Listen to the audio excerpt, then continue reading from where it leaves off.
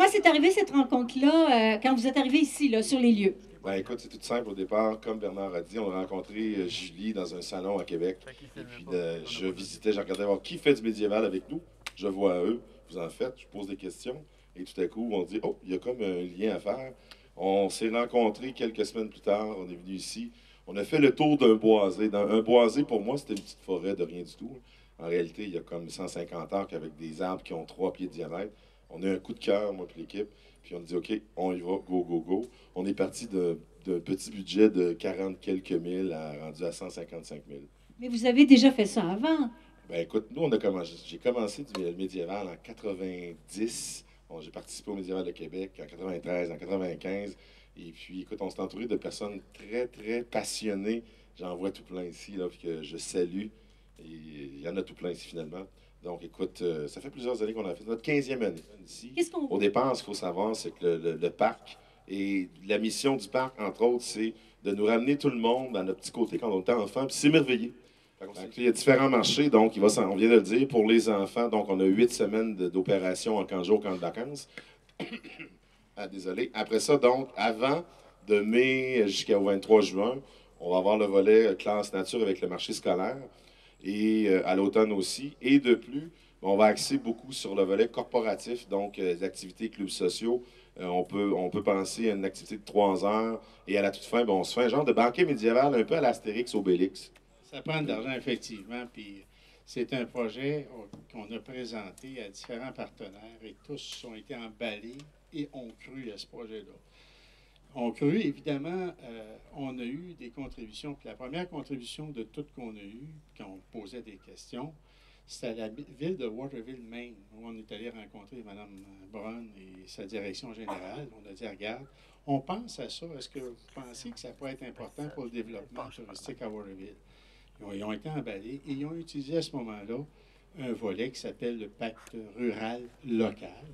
Et ils ont contribué pour la première phase du projet. Il nous reste des petites choses à faire pour un montant de 30 000 $. Ils se sont engagés pour un montant total de 10 000 $ supplémentaires. Donc, le projet, il y a 40 000 qui nous vient de la municipalité de Waterville.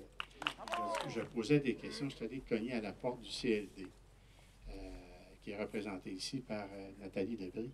Et le CLD, c'est des gens qui croient au développement. Alors, à ce moment-là, ils sont embarqués carrément dans le projet. Puis on dit, nous, on va allonger 25 000 pour aider au démarrage du projet parce qu'on disait, il va y avoir des retombées touristiques importantes. Alors, c'était le deuxième partenaire, donc, qui sont dans le milieu un petit peu plus public essentiellement et dont le rôle consiste à faire vivre un peu les milieux. C'est un milieu un peu différent. Fait qu'on est allé cogner à la porte de la Caisse populaire des Verts-Sommets de l'Estrie. Puis on a été assez, je dirais, baveux pour demander 18 000 puis on l'a obtenu. Un gros merci. Et finalement, on est allé cogner à la porte de Mme Gagnon-Tremblay, qui nous a toujours soutenus dans le passé, dans le développement. Des moments très précis. Puis là, on lui a dit, regardez, c'est un projet spécial, puis on aimerait ça que vous nous financiez une partie de la costumerie, parce que vous savez que les costumes, ça coûte cher. C'est une affaire de 10-11 000 $. Fait on a pu obtenir une contribution de 5 000 $ par l'intervention de Mme Gagnon-Tremblay auprès de sa collègue, Mme Beauchamp. C'est de même, ça. Là, c'est je vais demander à mes invités d'aller rejoindre. Alors, je vais demander à tous nos invités que j'ai mentionnés. Alors, au début, Monsieur Robert, Madame Brown, Monsieur Masson, Monsieur Langevin, Madame Labrie, Madame Forcier, Madame Bilodeau, nous allons procéder à l'inauguration officielle. Alors... Non, les gars, il faut donner coup de poing, non pas pousser bélier. Allez, et voilà! Le camp médiéval de Volestrie qui est officiellement inauguré. Quel est son nom? Entendre, les amis, encourager la course. Go, go! Alors, 3, 2, 1, go, go, go, go!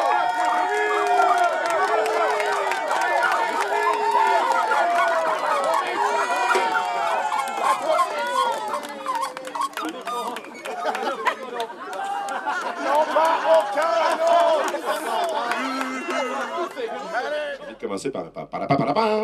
Eh bien, oui, écoute, ça me fait vraiment plaisir d'annoncer officiellement que la première édition l'an prochain, qui démarrera du 22 au 25 juin, qui va s'appeler les Médiévalestries. La Médiévalestrie, désolé, la Médiévalestrie.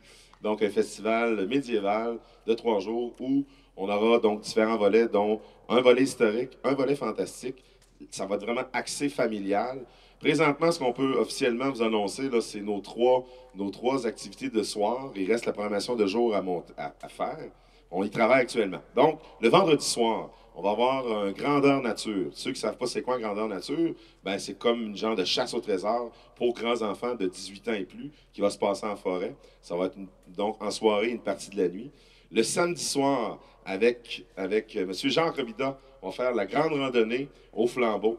C'est-à-dire qu'on va aménager donc différents plateaux sur le long du sentier. Il y aura des flambeaux et il y aura une possibilité de réserver une place et d'aller faire la randonnée à cheval. Et ceux qui n'auront, parce qu'il y aura des places limitées, ceux qui désireront la faire mais qui n'auront pas la chance de la faire à cheval, ben nous, on fera des blocs de départ guidés.